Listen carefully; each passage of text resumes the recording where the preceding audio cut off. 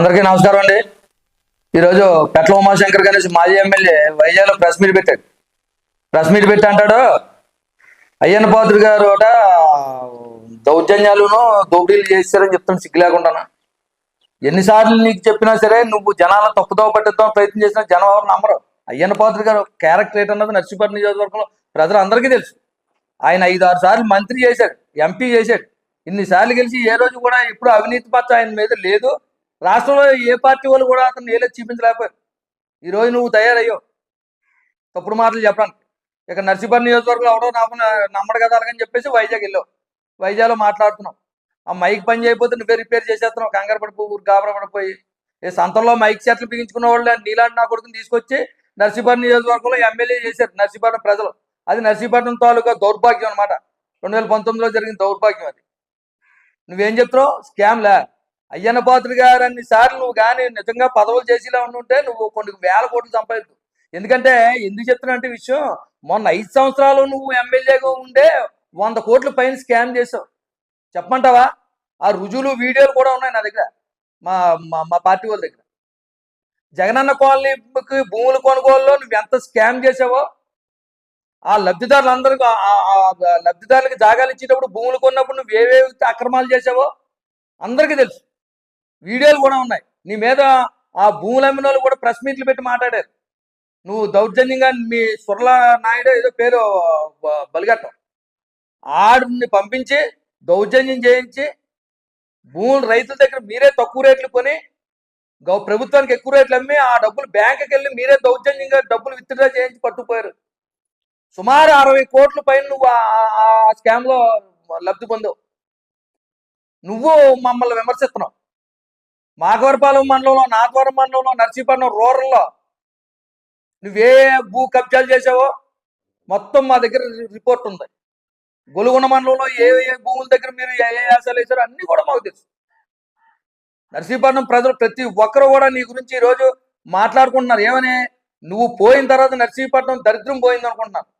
వీడు ఎక్కడి నుంచో వచ్చి నర్సీపట్నం అభివృద్ధి పాడు చేశాడని చెప్పి ప్రతి ఒక్కరు కూడా తిట్టుకుంటున్నారు. ఈరోజు సృష్టి క్షేత్రం అనే మా కార్యాన్ని తలపెట్టారు అయ్యన్న పాత్రుడు గారి కుటుంబం. కోట్ల రూపాయలు ఖర్చు పెడుతున్నారు. నీ ఇంట్లో ఏమన్నా విత్తున్నావా? దేనికి నువ్వు విమర్శిస్తున్నావు? ఆ రోజు నువ్వు వెళ్ళవలసిన పనేటి అక్కడికి దేనికి వెళ్ళావు? ఇప్పుడు నీ కేడరు, నీ వైసీపీ కార్యకర్త ప్రతి ఒక్కరు కూడా ఆ రోజు నువ్వు వెళ్ళిన తప్పని తిట్టుకుంటున్నారు. సృష్టి క్షేత్రం లాంటి కార్యక్రమాన్ని అడ్డుకోవడం నీ దౌర్భాగ్యం, నీ నీ నీ మానసిక వైఖరి ఎలాంటిదన్నది నర్సీపట్నం నియోజకవర్గంలో ప్రజలందరూ డిస్కషన్ చేసుకుంటున్నారు. వైసీపీ కార్యకర్తలు తిడుతున్నారు. వీడికి అక్కడికి ఏం పని అండి, ఆ టైం అప్పుడు వెళ్ళి దెబ్బలు తిన్నాడు, ఇది సిగ్గులేదు అలాగని చెప్పేసి మందు తాగేసి మందు పార్టీలు చేసుకొని మేము అందరం దేవాలయంలోకి ఇప్పుడు అక్కడ చూస్తున్నాం. అక్కడ శివాలయం కడుతున్నారంటేనే అక్కడికి వెళ్ళి నీ కారు అడ్డుగా పెట్టి అక్కడ వాచ్మ్యాన్ సెల్లాకుని నీకు ఏర్రా అంత దౌర్జన్యం. మీ కేరళ అంతా కూడా తిడుతున్నాం, మేం కాదు, మీ వైసీపీ నాయకులు తిడుతున్నారు. రూరల్లో కానీ ఇటు మున్సిపాలిటీలో కానీ వీడికి ఏం పోయి కాలం వచ్చిందో అక్కడ ఆపడానికి వెళ్ళి దెబ్బలు తిన్నాడు. మా పార్టీ పరువు పోయింది వీడి వల్ల. ఇలాంటి ఏదో ఎమ్మెల్యే చేసాం 2019లో అని చెప్పి తిట్టుకుంటున్నారు నిన్ను. ఏం చెప్తున్నారు? నువ్వు రైతులు నీ దగ్గరకు వచ్చారా? అందులో రైతులలో ఉన్నారా? బలుగట్లో మీ కార్యకర్తలు వాళ్ళు రైతులు కాదు. అక్కడ భూమి కానీ ప్రతి ఒక్కరు కూడా భూమి పండించే వాళ్ళు ఎంతో మంది లేరు. ఆ ఆయకట్టు కింద నిజంగా వ్యవసాయమే జరిగితే అయ్యన్న పాత్రుడు గారే అది అక్కడ సమస్యలు ఏమైనా ఉంటే పరిష్కరిస్తారు. ఇప్పుడు సృష్టి శాతంలో బ్రిడ్జి కడతారు, దానివల్ల రైతులకు వచ్చి నష్టమేరా? నీరు ఉండదా? నీరు వదలరా? రాజమండ్రి బ్రిడ్జి ఉంది, ఆ బ్రిడ్జి దగ్గర స్తంభాలు ఉన్నాయి, నీరు వెళ్తారా గోదావరి నీరు? అలాగైతే రాజమండ్రి బ్రిడ్జి తీసేమంటావా నువ్వు? నిన్ను ఎవరైనా సలహా అడిగితేనే ఇలాంటి సొల్లు కబుర్లు చెప్పడం జనాలకు నువ్వు. ఇప్పుడు అక్కడ సృష్టి శాస్త్రం పూర్తయ్యి అక్కడ విగ్రహాన్ని కట్టిన తర్వాత అక్కడ రైతుల భూములు ఎంత వాల్యూ పెరుగుతుంది, ఎంత విలువ పెరుగుతుంది? ఆల్రెడీ లేఅవుట్ లేడని రెడీ అయిపోతున్నారు ఆ భూమి, అక్కడ ఉన్న భూములు ఉన్న రైతులు. ఇప్పుడున్న రేటు మీద డబుల్ పెరిగిపోతుంది. వాళ్ళు బాగుపడినవ్వు, నువ్వు నర్సీపట్నం బాగుపడి నీకు ఇష్టం లేదు. నువ్వు మమ్మల్ని విమర్శించావా? అయ్యన్న పాత్రుడు గారి కుటుంబాన్ని విమర్శించే స్థాయి ఉందిరా నీకు? ఆయన 45 సంవత్సరాల రాజకీయంలో తంగే రాజులు కానీ ఆయన మీద గెలిచిన వాళ్ళు కూడా ఏ రోజు కూడా ఆయన పల్లెత్తి మాట్లాడలేదు రాళ్ళని. అలాంటి మనుషుల్ని విమర్శించడం, ఇక్కడ విమర్శించే తొంతరని వైజాగ్ లేవా?